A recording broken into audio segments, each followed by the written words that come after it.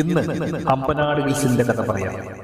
കൊല്ലത്തിന്റെ മൂന്നാർ, പുനലൂർ, ആര്യൻകാവ്, കഴുത്തുരുട്ടി വനമേഖല വഴി പ്രകൃതിയോട് തട്ടുതട്ടായി പച്ചപ്പിന്റെ കൊടുമുടിയിൽ അനുഗ്രഹീതമായ അമ്പനാട് ഹിൽസ്.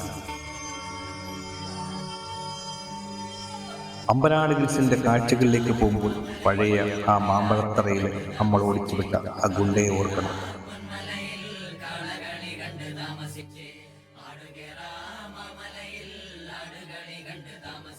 അദ്ദേഹം ഇന്ന് അമ്പനാടിന്റെ പ്രതാപരൂപിയാണ്.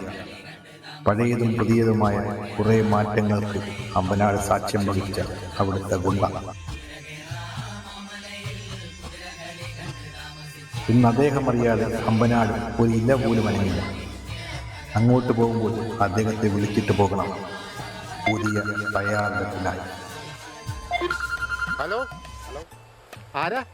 ഞാൻ അമ്പനാട് അമ്പു. ഏതമ്പു?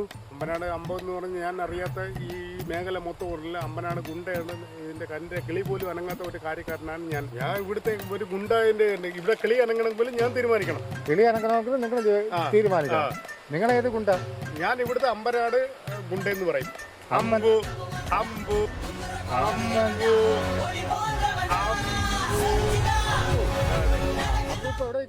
അമ്പനാട് എസ്റ്റേറ്റിന്റെ താഴ്വാരങ്ങളിൽ ഞാനുണ്ട്.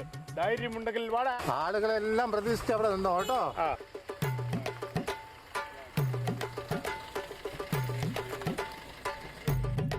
നിങ്ങളെന്താണ് തട്ടിക്കൊണ്ടുവന്നത്? ഞാൻ ഇവിടുത്തെ പുതിയ ഗുണ്ടയാണ്, പുളിയേറ ബാബു.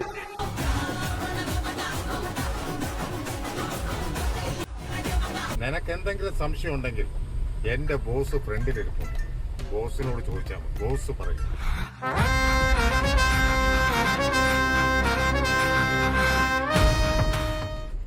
അമ്പനാടമ്പു, പുളിയറ ബാബു, നിന്നിലും വലിയ ഒരുത്തർ ഇവിടെ ഉണ്ട്. അമ്പനാടത്തെ മെയിൻ ഗുണ്ട സുബ്രു സുബ്ബൻ.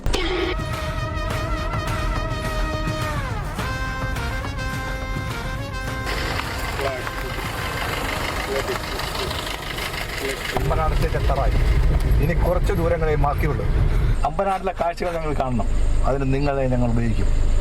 അതുപോലെ നമ്മുടെ പ്രേക്ഷകരെയും കാണിക്കാൻ വേണ്ടിയാണ് നിങ്ങളെ ഞങ്ങൾ ഇവിടെ കേട്ടത്. പ്രത്യേകിച്ചും അമ്പനാട് അമ്പൂനെ. അമ്പനാട് സ്റ്റേറ്റ്